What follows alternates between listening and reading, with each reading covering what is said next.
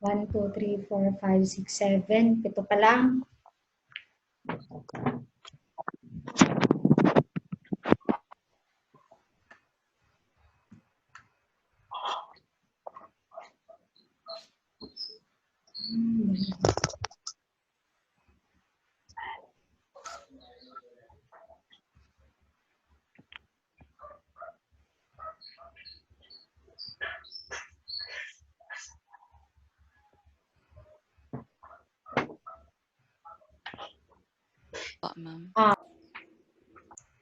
Okay, start na ko.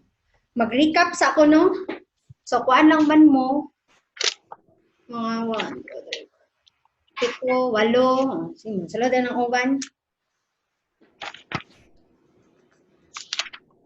Ay, di na ako mag-attendance kaya namin dres kilid. Okay, so mag-recap ko, no? Remember our last discussion, no? We started with the formula of the estate, no? How to compute for estate tax. We started with the gross estate. And again, we said that kung maingon ta, mo isgot ta gross estate, this consists of all the properties of the decedent, no? Whether real or personal properties. Wherever situated. If you are a citizen and a resident alien. Okay? And included in the composition of the gross estate are yung mga tinatawag nating testamentary dispositions. Yung mga dispositions during the lifetime of the decedent but which are considered as testamentary dispositions. And what are those testamentary dispositions? Number 1, we have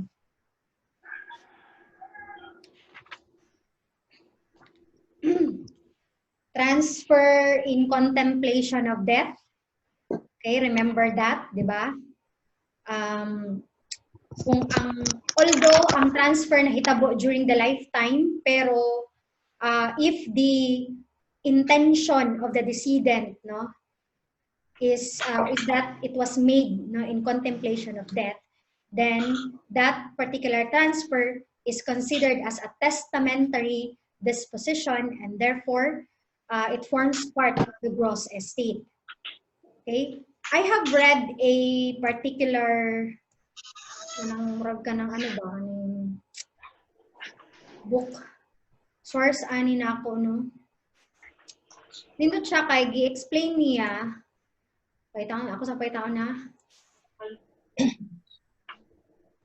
It was explained here, no.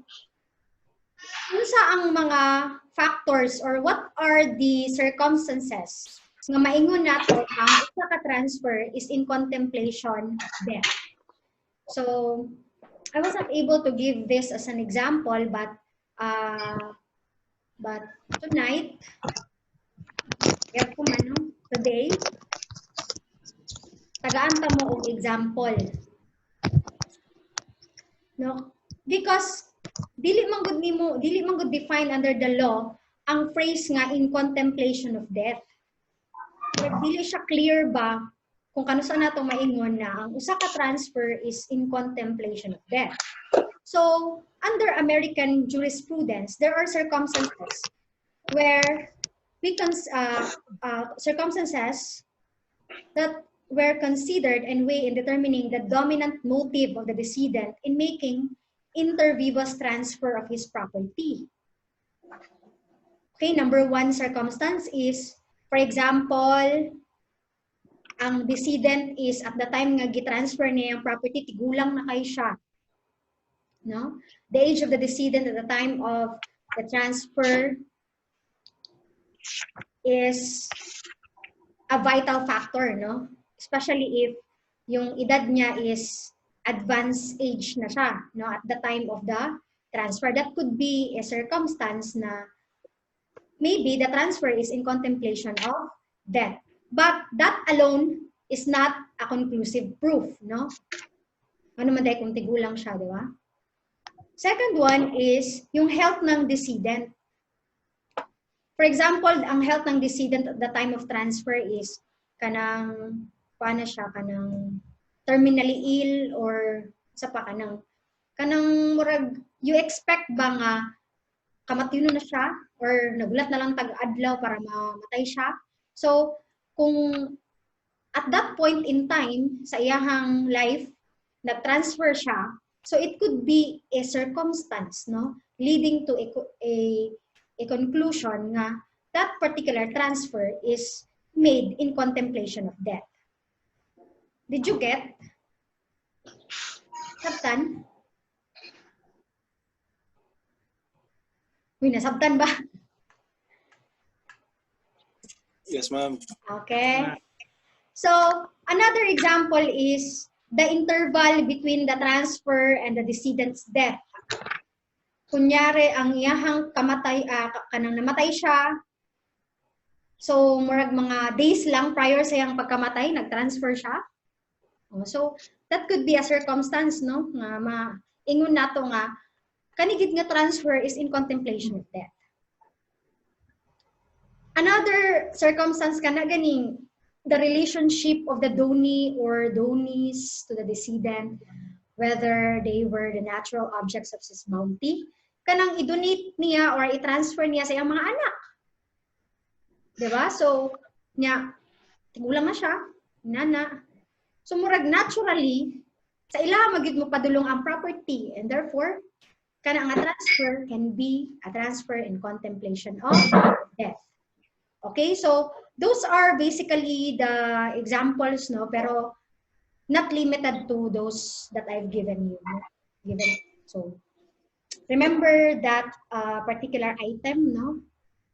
A testamentary disposition, no? Considered part of the gross estate.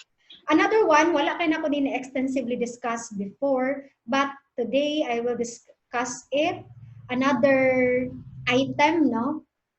Which is part of the gross estate, yung proceeds of life insurance. So, may dalawang classification pala yung proceeds of life insurance. Okay, number one is if the life insurance was taken by the ano tawag yung mga nang kuan, policy holder to insure his own life. Okay, that is the first classification. Kanang kuan ka ba? Kanang imuhang tawag na kanang nagkuha kang insurance policy para sa imong kinabuhi, ana lang siya. So kung for example, mamatay ang person, so katong insurance, so maato sa iyang estate. Okay, maato dayon sa iyang estate, no? The second classification is if, for example, the person has taken an insurance, but the proceeds thereof will be given to a beneficiary.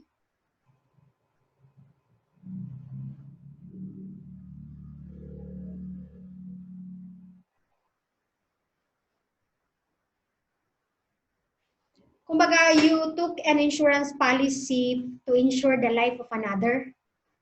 Yan ba yun? Am I correct? Okay, so the first classification is ganito. Yung proceeds daw ng life insurance of a decedent which is taken upon his own life, irrespective of whether or not the insured retained the power of revocation. Okay? So, irrespective no kung may revocation o wala. But for the second classification, yung insurance taken no, to the extent of the amount receivable by any beneficiary designated in the policy, yan na classification. Kailangan yung designation is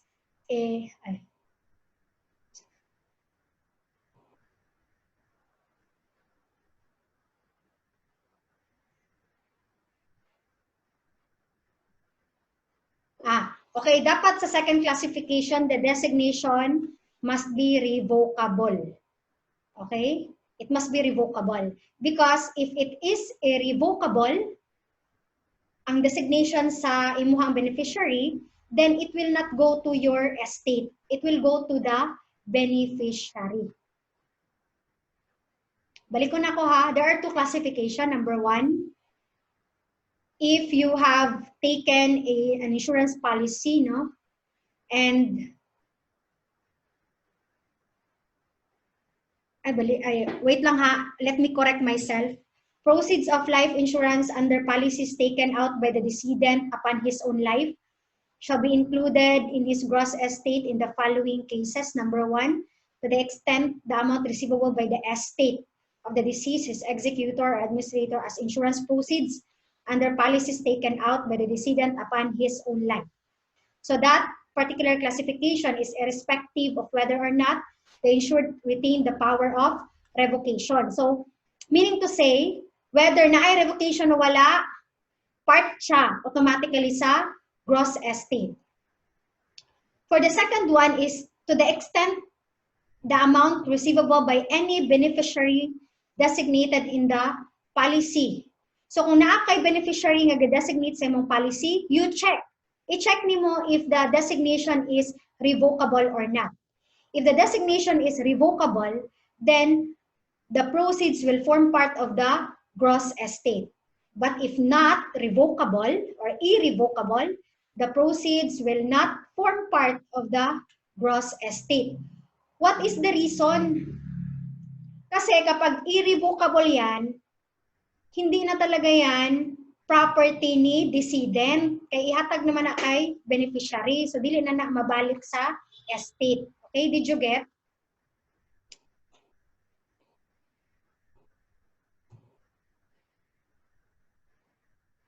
Okay, what if there is failure to indicate? Ano sa mani?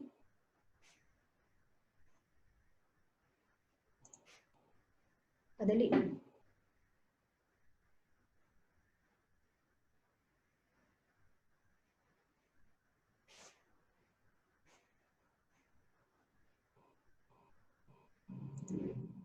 No, ano lagi? Adara. Sabaon.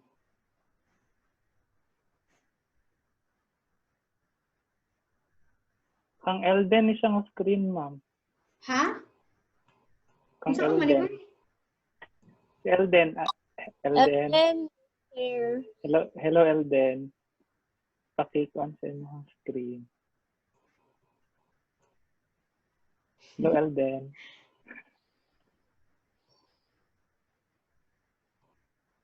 Saan naman eh? Okay, palayan ta. Madali lang. Bitaw, no?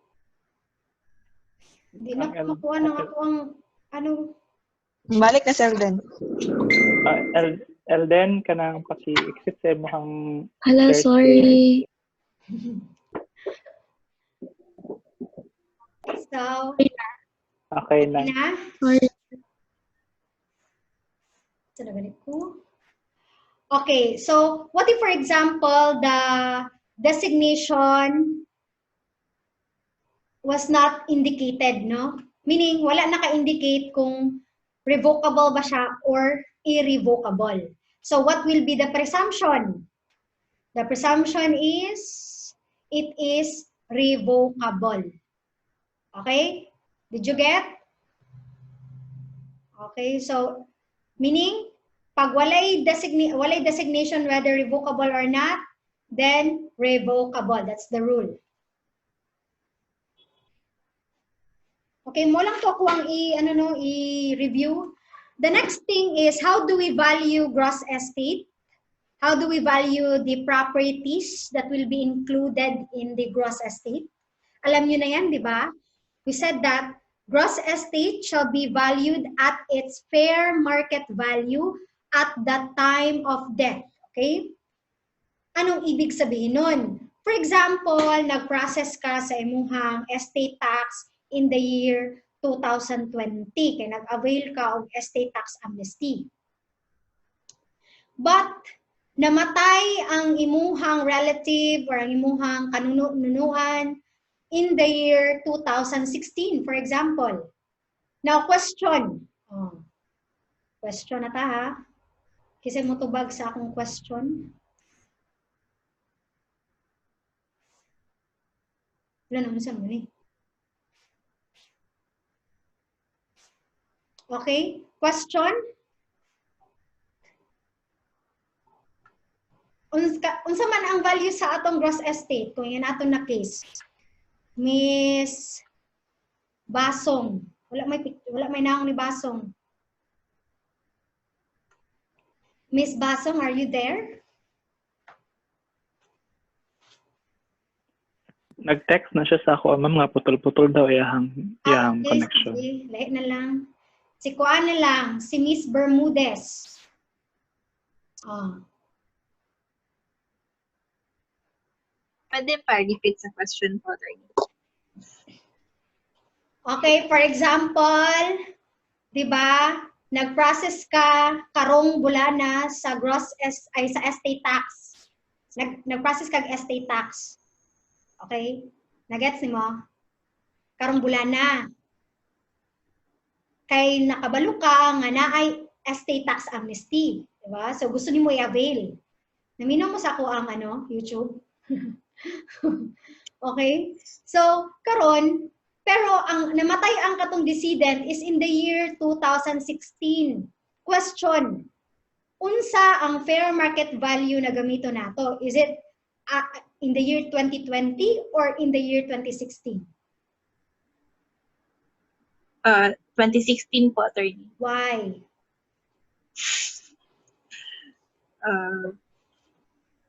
Because the basis of the fair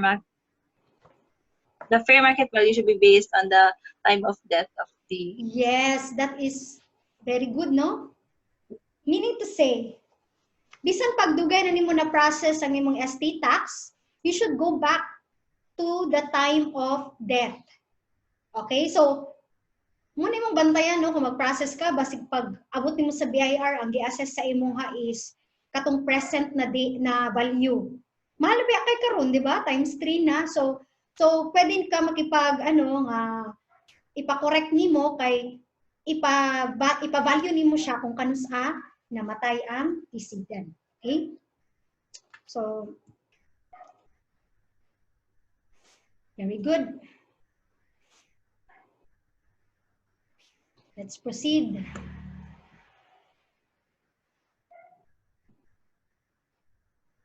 So, naman tayo duha ka klase nga properties, no? Number 1 is real properties or immovable properties. Okay?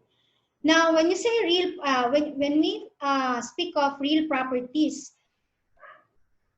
ang pag-value sa iyaha is you compare the zonal value, no, the zonal value provided by the BIR and the assessed value provided by the city or provincial assessor's office. Okay, duha ka value mo i-compare kung real estate ha. So tanawon nimo ang zonal value kung pila ang value, then i-compare nimo sa assessed value sa city or provincial assessor's office. Then whichever is higher, kung asa ang pinakataas, mauna siya ang value na gamiton.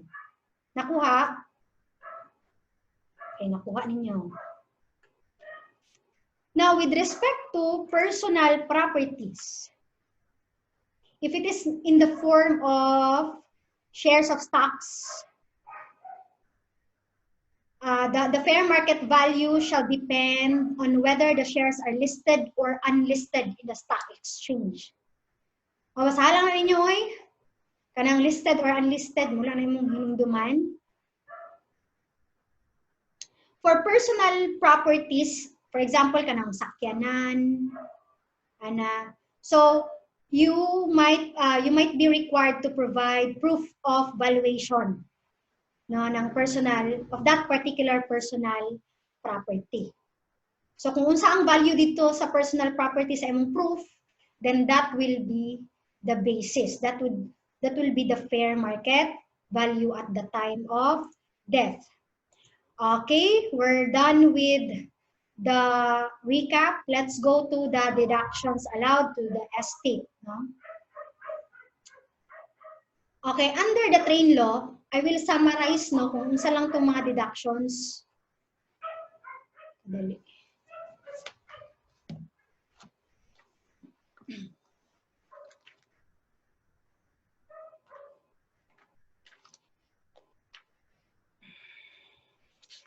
So what are the allowable deductions no, from the gross estate under the train law? Okay?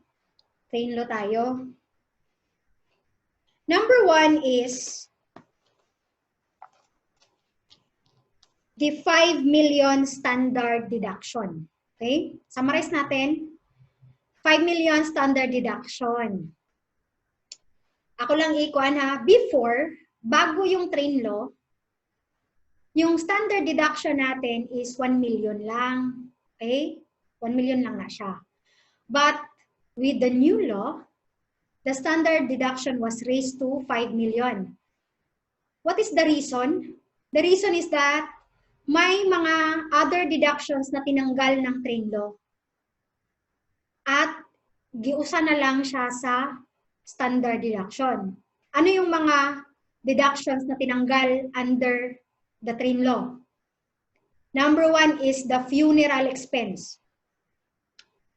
In the previous law, funeral expense is an allowable deduction. Okay? To the extent of 200,000, I think. But now, hindi na. Wala na yan. Kasali na siya sa standard deduction. Ano yung kaibahan sa dating batas at ngayon? Ang kaibahan is, under the old law, kailangan nimo maghatag ka og kana ganing na siya computation ba 5% of the gross estate nya i-compare pag mo sa actual funeral expense, meaning pila to imong total actual na nagasto, i-compare nimo na whichever is higher, lower with lower no kay expense man. Okay, so that is the previous law. Pero ngayon, sabi ng batas, wala na yan. Kasali na siya sa 5 million pesos na standard deductions. And this standard deduction, ang kagandahan nito is, Tagalog na ko. Inanajog ko. Okay? What is good in standard deduction is that you are not required to furnish the BIR with receipts, no? With actual receipts. No? Hindi na kailangan. So, meaning, automatically, you can deduct, no? 5 million pesos. Maayo kayo ni siya, no? Para sa kanang kuhan, sa kanang mga gagmay lang, ganig mga property, value sa ng property. Unlike before na kanang 1 million lang man ang standard deduction, so kanang makabayad gihapon sila. Pero karon, murag